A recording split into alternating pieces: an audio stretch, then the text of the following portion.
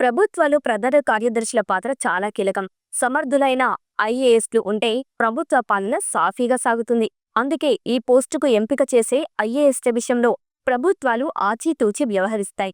తెలంగాణలో కాంగ్రెస్ అధికారంలోకి వచ్చి ఏడాది గడిచినా గత బీఆర్ఎస్ ప్రభుత్వం నియమించిన సిఎస్ శాంతికుమారితోనే పాలన సాగిస్తున్నారు. మరో 2 నెలల్లో ఆమె పదవీకాలం కూడా పూర్తి కానుంది. దీంతో కొత్త సీఎస్ ఎంపికపై రాష్ట్ర ప్రభుత్వం ప్రత్యేకంగా దృష్టి పెట్టినట్టుగా తెలుస్తోంది. ఇక మరోవైపు సీనియర్ ఐఏఎస్లు ప్రయత్నాలు కూడా ప్రారంభించారు. తర్వాత సీఎస్ రేస్లో జయేష్ రంజన్, వికాస్ రాజ్, రామకృష్ణారావు, శశాంక్ గోయల్ తదితరులు ఉన్నారు. దీనిలో ప్రభుత్వం ఎవరి వైపు మొగ్గు చూపుతుంది అన్నది ఆసక్తికరంగా మారింది.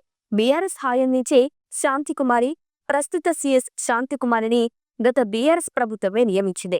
ఈమె 1989 బ్యాచ్ ఐఏఎస్, తెలంగాణ తొలి మహిళా ప్రధాన కార్యదర్శిగా ఆమె రికార్డు సృష్టించారు.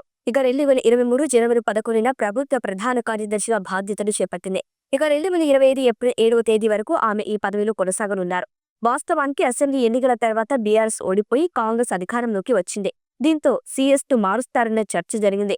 కానీ రాష్ట్ర ప్రభుత్వం ఎలాంటి మార్పులు చేయకుండానే శాంతికుమారినే రేవంత్ రెడ్డి సర్కార్ కొనసాగించింది. ఇక శాంతికుమారి తర్వాతి రేస్లో ఉన్న ఐఏఎస్ జయేష్ రంజన్ 1992 బ్యాచ్ కు చెందినవారు. ప్రస్తుతం ఈయన ఐటీ ఇండస్ట్రీ స్పెషల్ సీఎస్ గా ఉన్నారు.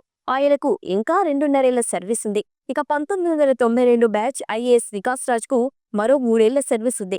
ప్రస్తుతం ఈయన ఆర్ఎండ్బి స్పెషల్ సీఎస్ గా ఉన్నారు. సాధారణ ఎన్నికల్లో వికాస్ రాజ్ సీఈఓగా కూడా పనిచేశారు. ఇటీవలి శాంతికుమారి సెలవుపై వెళ్లగా వికాస్ రాజే తాత్కాలిక బాధ్యతలు నిర్వహించినట్టు సమాచారం. ఇక రేస్లో ఉన్న మరో ఐఏఎస్ శశాంక్ గోయల్. ఈయన 1990 బ్యాచ్ ఐఏఎస్. అందరికన్నా సీనియర్ ఇతనే. ప్రస్తుతం ఎన్సీహెచ్ఆర్డీ డీజీగా ఉన్నారు. ఈయన రిటైర్డ్ కావడానికి ఇంకా ఏడాదిన్నర సమయం ఉంది.